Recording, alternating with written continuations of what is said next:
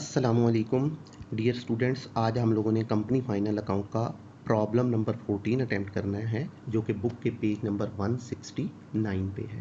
Right.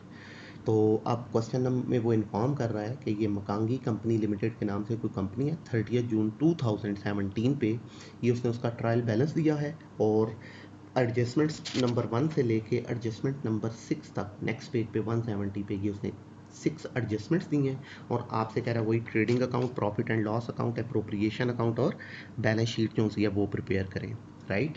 तो अब सबसे पहले हम लोग क्या करेंगे, स्टार्ट लेते हैं। 3 लाइन्स टॉप पे यूज़ करेंगे ट्रेडिंग प्रॉफिट एंड लॉस बनाते वक्त। पहली लाइन में मकांगी कंपनी लिमिटेड, सेकंड लाइन में trading and profit and loss account, third line में for the year ended 30 June 2010, left corner पे डेबिट, राइट कॉर्नर पे क्रेडिट, पर्टिकुलर रुपीज़।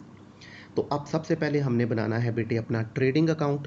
तो अब इस क्वेश्चन में ट्रेडिंग अकाउंट के हवाले से ज़रा थोड़ी सी इन्फॉर्मेशन चेंज है। एक उसने क्वेश्चन में हमें तीसरा पॉइंट बताया हुआ है कॉस्ट ऑफ गुड सोल्ड और फिफ्थ पॉइंट बताया हुआ है सेल्स। तो जब वो क्वेश्चन में कॉस्ट ऑफ गुड सोल्ड बता देगा तो हमारा जो ट्रेडिंग अकाउंट है वो सिंपल हो जाएगा। आप क्रेडिट साइड पे सिर्फ सेल्स रखें, वो दी हुई है 39,50,000, और डेबिट साइड पे रखें कॉस्ट ऑफ गुड सोल्ड को 3 मिलियन।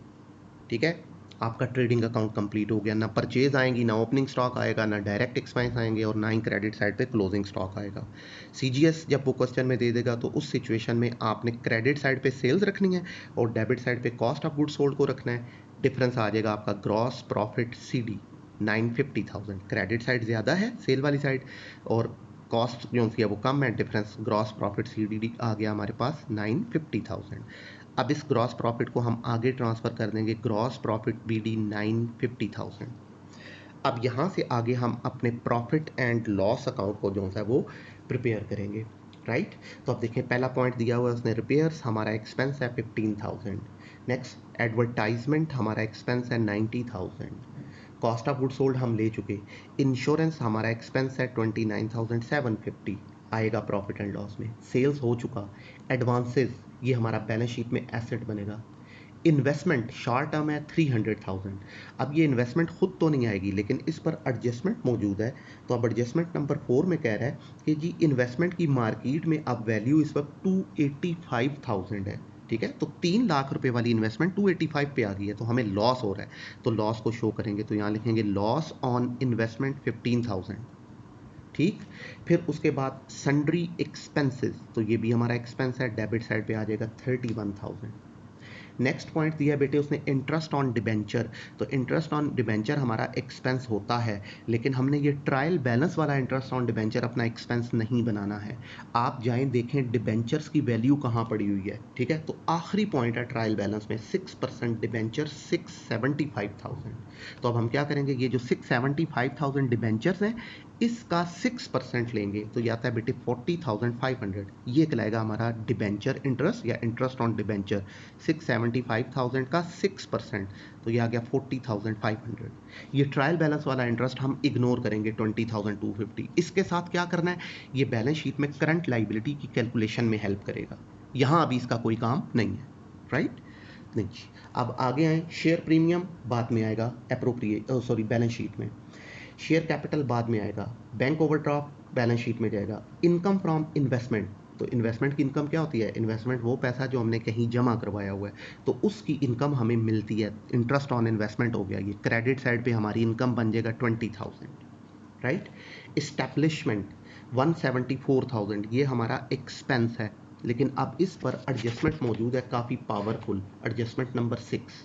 ठीक है, अब एडजस्टमेंट नंबर 6 में देखें, कह रहा है ये जो इस्टेब्लिशमेंट है ना इसमें 18,000 मैनेजर के कमीशन के इंक्लूड हैं। ठीक है, और who is entitle to commission of 5% on net profit subject to minimum 24,000। अब ये ओवरऑल एडजस्टमेंट बेसिकली मैनेजर के कमीशन की है और वो किस पे है, नेट प्रॉफिट पे है। तो जब तक नेट प्रॉफिट नहीं आएगा ये एडजस्टमेंट ट्रीट नहीं हो सकती। ब्रीफ डिस्कशन नेट प्रॉफिट के वक्त करते हैं। फिर वक्त इस्टेब्लिशमेंट के हवाले से सिर्फ इतना है कि इसमें से 18,000 इस्टेब्लिशमेंट चार्जेस के हैं। नेट जो इस्टेब्लिशमेंट चार्जेस है ना, इसमें से 18,000 मैनेजर कमीशन के हैं, तो बस उनको इस्टेब्लिशमेंट चार्जेस के अंदर नहीं होना चाहिए था, इसलिए इस्टेब्लिशमेंट चार्जेस में से 18,000 माइनस कर देंगे मैनेजर के कमीशन के, क्योंकि मैनेजर का कमीशन अलग से शो होगा, राइट। तो अब इस्टेब्लिशमेंट चार्जेस की अपनी वैल्यू कितनी आ जाएगी फिर 156,000, 174,000 में से 18,000 माइनस करें तो 156,000 यहाँ पे आ गया, राइट।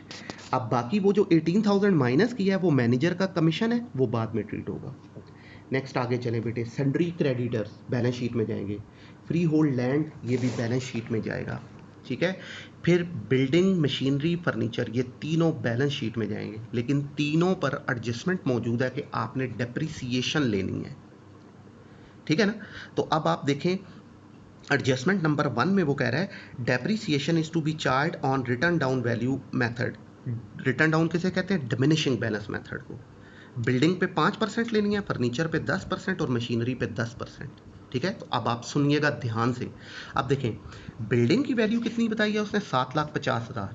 अब उसे यहाँ पे इसकी दो वैल्यूज बतानी चाहिए थी, क्योंकि हमने डिमिनिशिंग बैलेंस मेथड को फॉलो करते हुए डेप्रिसिएशन लेनी है, ठीक है ना। तो अब वो तो वैल्यू ही एक बता रहा है, ठीक। तो अब आप थोड़ा सा नीचे जाएं तो देखें ये लिखा हुआ है एक्यूमुलेटेड डेप्रिसिएशन ट्रायल बैलेंस में, ठीक। मशीनरी की बताई है 300,000, बिल्डिंग की बताई है उसने 50,000 और फर्नीचर की बताई है उसने 40,000, ठीक है। तो एक्यूमुलेटेड डेप्रिसिएशन का क्या मतलब होता है? ये आप डेप्रिसिएशन ट्रायल बैलेंस की क्रेडिट साइड पे पड़ी है, ठीक है ना। तो मींस ये वो डेप्रिसिएशंस हैं जो हमारे तीनों एसेट्स पे हो चुकी हुई हैं। इसका मतलब है इस वक्त ये जो बिल्डिंग 7,50,000 की है ना, अब तक इस पे 50,000 की डेप्रिसिएशन हो चुकी हुई है, ठीक है ना। अब अगर वो हमसे कहता है कि ओरिजिनल कॉस्ट मेथड पे डेप्रिसिएशन लें, तो ये जो वैल्यू बिल्डिंग की दी है ना 7,50,000, हम रेट ऑफ डेप्रिसिएशन इस पे अप्लाई करेंगे। और अगर वो कहता है डिमिनिशिंग बैलेंस मेथड को फॉलो करें, तो फिर हम क्या करेंगे, इस 7,50,000 में से बिल्डिंग की जो एक्यूमुलेटेड डेप्रिसिएशन 50,000 है ये माइनस करेंगे, जो बाकी बचेगा रेट उस पर लग जाएगा 7 लाख पे, ठीक है। तो उसने डिमिनिशिंग कहा है, तो तीनों एसेट्स के साथ आपने यही करना है, बिल्डिंग, मशीनरी, फर्नीचर, तीनों में से ये डेप्रिसिएशंस माइनस करें इनकी एक्यूमुलेटेड, और जो बचेगा रेट उस पर लगाते जाएं, ठीक। तो ले फिर बेटे ये डेप्रिसिएशन आ गई हमारे पास। पहले लेंगे डेप्रिसिएशन बिल्डिंग 750,000 माइनस उसकी एक्यूमुलेटेड डेप्रिसिएशन 50,000, बाकी बचेगा 7 लाख, उसका 5% लें 35,000 डेप्रिसिएशन आ गई। इसी तरह depreciation machinery, value trial balance में 15 लाख दी हुई है, माइनस करें एक्यूमुलेटेड डेप्रिसिएशन इसकी 300,000, बाकी बचेगा 12 लाख, फिर उसका 10% डेप्रिसिएशन लें तो 120,000 इसकी डेप्रिसिएशन आ गई। सेम क्राइटेरिया फॉर फर्नीचर, तो यहाँ लिखेंगे डेप्रिसिएशन फर्नीचर, ओरिजिनल वैल्यू इसकी 200,000 है, लेस एक्यूमुलेटेड डेप्रिसिएशन उसकी 40,000 है, बाकी उसकी वैल्यू बच गई 160,000। तो डिमिनिशिंग बैलेंस मेथड में फिर हम उसका 10% लेंगे तो वो 16,000 आ जाएगा। और अगर वो ओरिजिनल कॉस्ट मेथड कहता है तो फिर 7,50,000, 15 लाख और 2 लाख पे डायरेक्ट परसेंटेज अप्लाई होती। अब डिमिनिशिंग बैलेंस मेथड का है तो एक्यूमुलेटेड लेस करके डेप्रिसिएशन लेंगे, राइट। फिर उसके बाद नेक्स्ट पॉइंट पे थे, उसने बताया हमें स्टॉक, तो ये हमारा क्लोजिंग स्टॉक है, बैलेंस शीट में एसेट बनेगा। प्रॉफिट एंड लॉस नहीं लेना है। प्रोविजन फॉर डाउटफुल डेट, ये बैड डेट के हवाले से बात आ गई, तो बैड डेट की एडजस्टमेंट डेटर्स पे होती है, तो अब उसने एडजस्टमेंट दी हुई है तो उसको ट्रीट कर लेते हैं। तो यहाँ पे बेटे आप प्रॉफिट एंड लॉस की डेबिट साइड पे मेन हेडिंग को नाम देंगे रिजर्व फॉर बैड डेट्स। आप करेंगे क्या, यहाँ पे हम लिखेंगे ट्रायल बैलेंस वाले बैड डेट को कहेंगे ओल्ड बैड डेट, जो नहीं दिए हुए 0। ऐड करेंगे इसमें एडजस्टमेंट वाले न्यू बैड डेट, वो भी नहीं है 0। फिर ऐड करेंगे इसमें न्यू रिजर्व, तो उसने कहा डेटर पे आप कितना लें, 5% लें। तो अब देखें डेटर ट्रायल बैलेंस में सेकंड लास्ट पॉइंट पड़े हुए हैं 500,000। अब इस 500,000 पे 5% लेना है, लेकिन डायरेक्ट नहीं लेना, इसमें से न्यू बैड डेट अगर यहाँ होते ये वाली अमाउंट माइनस करते, फिर जो बचता उसका 5% 25,000, ठीक है। तो अब 0 + 0 + 25,000, तो ये हो गया टोटल भी 25,000। अब इसमें से लेस कर देंगे ट्रायल बैलेंस वाला रिजर्व, उसे कहेंगे old reserve for bad debt, तो वो कितना दिया हुआ था, provision for bad debt 20,000 trial balance में दी हुई है, ठीक है। तो ये माइनस करें तो बाकी 5,000 आउटर कॉलम में चला गया, राइट। तो ये बैड डेट की एडजस्टमेंट कंप्लीट हो गई, ठीक है। अब यहाँ से आगे बढ़ते हैं, तो प्रोविजन फॉर डाउटफुल डेट से पे रुके थे, तो अब अगला पॉइंट एक्यूमुलेटेड डेप्रिसिएशन नहीं आएगा, कैश इन हैंड नहीं आएगा, डेटर नहीं आएंगे, ठीक है, 6% डिबेंचर्स नहीं आएंगे, ठीक है, इसकी 6% हमने इंटरेस्ट लेना था, वो ऑलरेडी हम ट्रीट कर चुके हैं। तो ले बेटे, हमारा profit and loss account complete हो गया विद एडजस्टमेंट। सिर्फ एक एडजस्टमेंट हमारी रह गई, और वो क्या है कि हम लोगों ने अपने नेट प्रॉफिट का 5% अपने मैनेजर को कमीशन भी देना है। ठीक है ना। अब इस हवाले से देखिएगा, पेज खत्म हो गया तो नेक्स्ट पेज पे जाके इसको ट्रीट करते हैं। तो कैसे होगा, अब फिल वक्त आपने नेट प्रॉफिट फाइंड करना है। तो वो कैसे आएगा, ये प्रॉफिट एंड लॉस अकाउंट की क्रेडिट साइड के दो आइटम है, ये मिलके कितना बनते हैं बेटे हम लोगों के पास, ये दोनों मिलके बनते हैं 970,000, राइट। अब इसमें से ये डेबिट साइड सारी यहाँ तक 5,000 तक माइनस करें, तो आपके पास जो आंसर आ रहा है उसका आपने क्या करना है, 5% लेना है। ठीक है ना, उसका क्या करेंगे, 5% लेंगे, वो मैनेजर का कमीशन आएगा। अब यहाँ पे मैनेजर के कमीशन को ध्यान से सुनना है बेटे। आपसे उसने एडजस्टमेंट में कहा है, मैं इसको जनरल एग्जांपल लेके पहले आपको समझा देता हूँ। आप मेरी ऑर्गेनाइजेशन के मैनेजर हो, मैंने आपसे ये कमिट किया है कि बेटे मैं ना आपको साल के दौरान जो सैलरी तो देनी ही देनी है, उसके अलावा ना आपको अपने नेट प्रॉफिट का 5% जो है ना वो कमीशन के तौर पे भी दिया करूँगा। ठीक है, लेकिन साथ ये गारंटी दे रहा हूं कि आपको कमीशन के तौर पे 24,000 लाजमी मिला करेंगे, राइट। सेटलमेंट ये है कि आपको नेट प्रॉफिट का 5% कमीशन दूंगा मैं, लेकिन कंडीशन साथ लगाई कि आपको 24,000 लाजमी मिलेगा। ठीक, अब देखें, ये जो गारंटेड अमाउंट 24,000 है ना, ये साल के दौरान मैं किसी वक्त भी आपको पकड़ा दूंगा कि मैनेजर साहब ये 24,000 तो आप मेरे से अभी पकड़ लेना। ठीक है, कमिटमेंट तो ये है कि आपको नेट प्रॉफिट का 5% देंगे, लेकिन 24,000 की गारंटी दी हुई है, तो ये गारंटेड अमाउंट मैंने नवंबर के मंथ में आपको पकड़ा दी कि यार ये 24,000 तो आप मेरे से ले लो। ठीक, बाकी जब साल का एंड होगा नेट प्रॉफिट का हम 5% लेंगे। अगर वो 24,000 से ऊपर गया तो ऊपर वाले मजीद पैसे आपको फिर मैं दे दूंगा, और अगर वो 24,000 से नीचे रहा तो गारंटेड अमाउंट 24 थी वो मैंने आपको दे दी हुई है, बस बात खत्म हो जाएगी। ठीक है ना, ये सिनेरियो है। अब इस क्वेश्चन में मजीद सिनेरियो क्या चेंज है कि वो जो 24,000 गारंटेड अमाउंट थी ना, उसमें से भी मैंने अभी आपको सिर्फ 18 दिए हैं। ठीक है ना, 18,000 मैंने आपको पकड़ाए हैं, इसका मतलब है 6 तो अभी भी मैंने आपको देना ही देना है। फिर नेट प्रॉफिट का 5% साल के एंड पे लेंगे। अगर वो 24 से ऊपर गया तो 18 से ऊपर आप जितने भी पैसे बनेंगे मैं आपको मजीद दूंगा। ठीक है, और अगर वो 24 से ऊपर ना गया तो फिर मैं आपको 6,000 मजीद दे दूंगा। ठीक है, ये इस क्वेश्चन की एडजस्टमेंट नंबर 6 के मुताबिक है कि क्या हुआ है, कह रहा है एस्टेब्लिशमेंट में 18,000 मैनेजर के कमीशन के शामिल हैं। ठीक, तो वो एस्टेब्लिशमेंट से माइनस किए थे, अब मैनेजर के कमीशन के तौर पे ये अलहदा से आने हैं। 5% उसको देना है, लेकिन साथ ही कह रहा है सब्जेक्ट टू मिनिमम 24,000। ठीक, चलिए अब इसको अटेम्प्ट करते हैं। तो नहीं, अब हम लोग क्या करेंगे, प्रॉफिट एंड लॉस अकाउंट जो हमने बनाया था उसकी क्रेडिट साइड में से ये डेबिट आइटम सारे हमने माइनस किए, तो हमारे पास जो नेट प्रॉफिट आया हमने उसका 5% लिया। तो सपोज वो आ जाता है हमारे पास 22,000 आ जाता है जी। सपोज जब हमने नेट प्रॉफिट जो जितना भी आया था ना उसका 5% लिया तो वो 22,000 आया है। इसका मतलब है वो 24 से ऊपर नहीं गया है, राइट। तो इट मीन्स कि मैं आपको 24,000 गारंटेड अमाउंट ही पे करूंगा सिर्फ।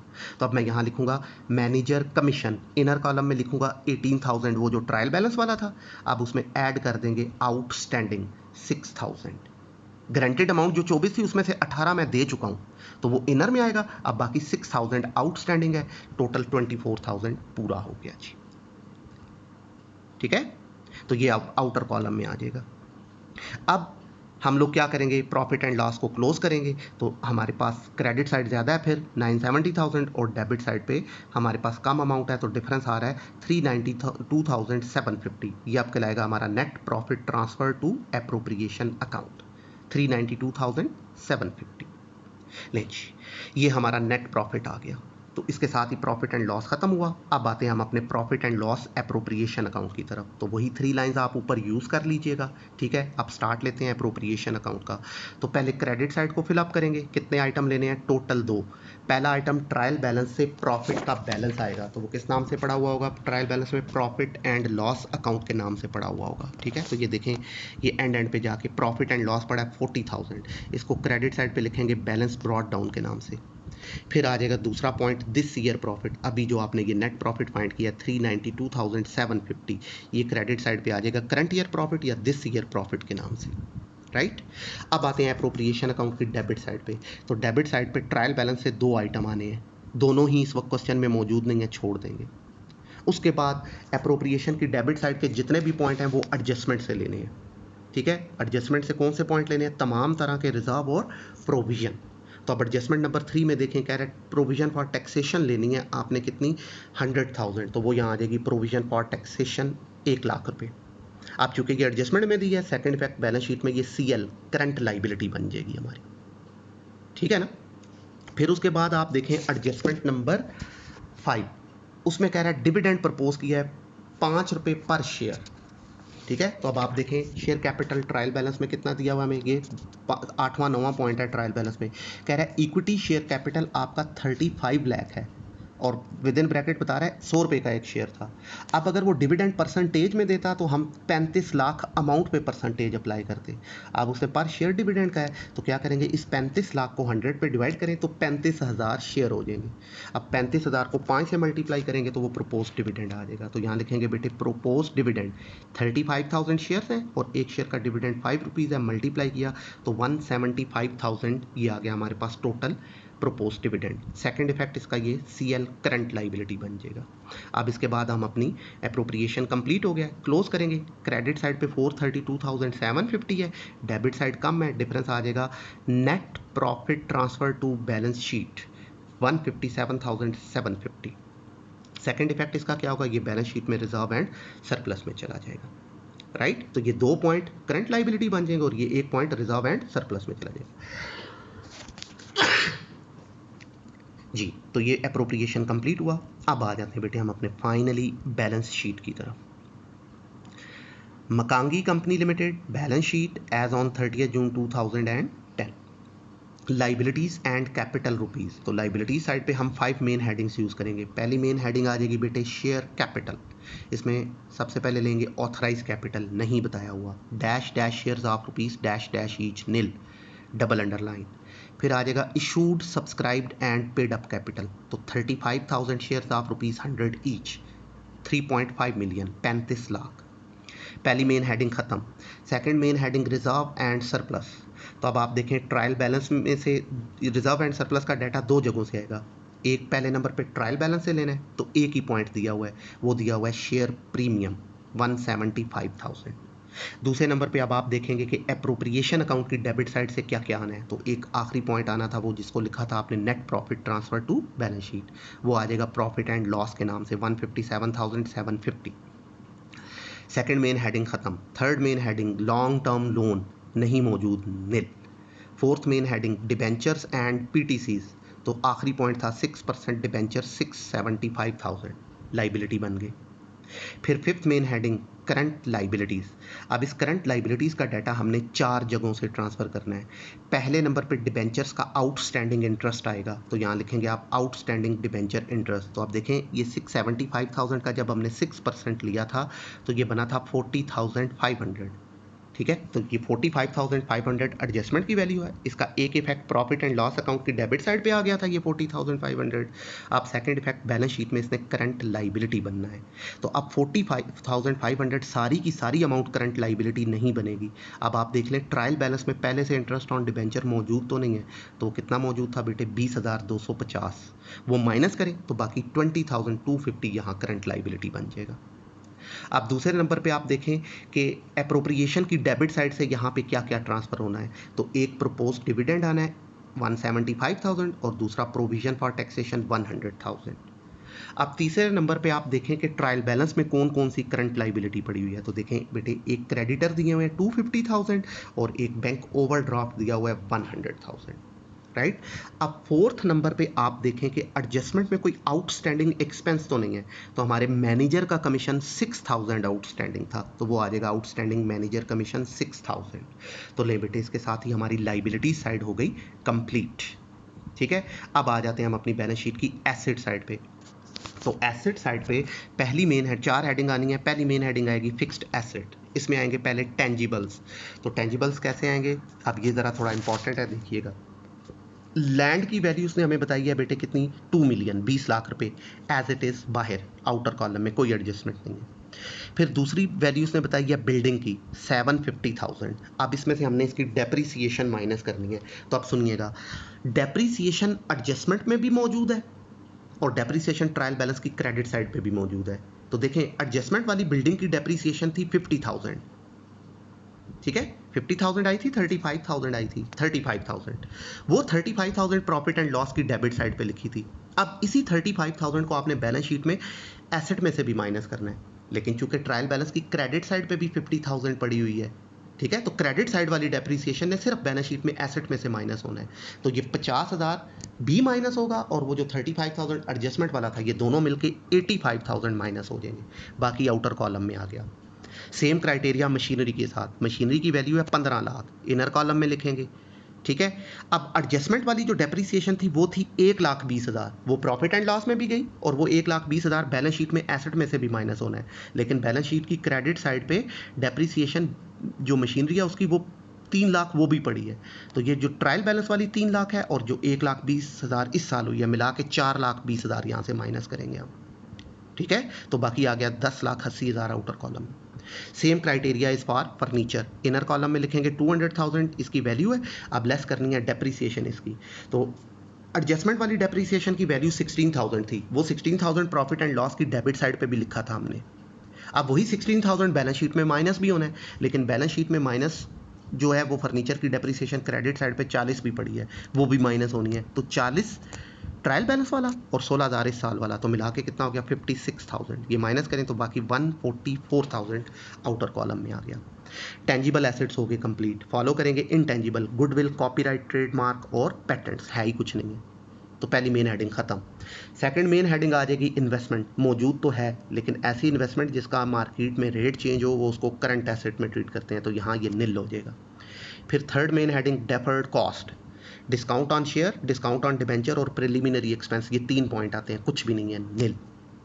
फिर फाइनली करंट एसेट, चौथी मेन हेडिंग।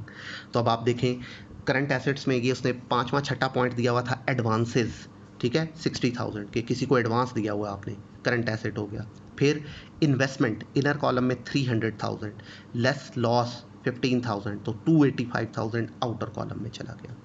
नेक्स्ट स्टॉक दिया हुआ है उसने, तो ये क्लोजिंग स्टॉक है 400,000 करंट एसेट। फिर कैश बताया उसने 50,000 करंट एसेट। फिर उसने बताया बेटे हमें डेटर्स, इनर कॉलम में लिखेंगे 500,000। अब इसमें से पहले माइनस करेंगे न्यू बैड डेट, वो 0 थे, वापस आ गया 500,000। फिर माइनस करेंगे न्यू रिजर्व 25,000, तो बाकी आ गया 475,000, ये आउटर कॉलम में चला गया, ठीक है। तो इसके साथ ही ये हमारी बैलेंस शीट की एसेट साइड भी हो गई कंप्लीट। अब हम क्या करेंगे, बैलेंस शीट की दोनों साइड्स का टोटल करेंगे।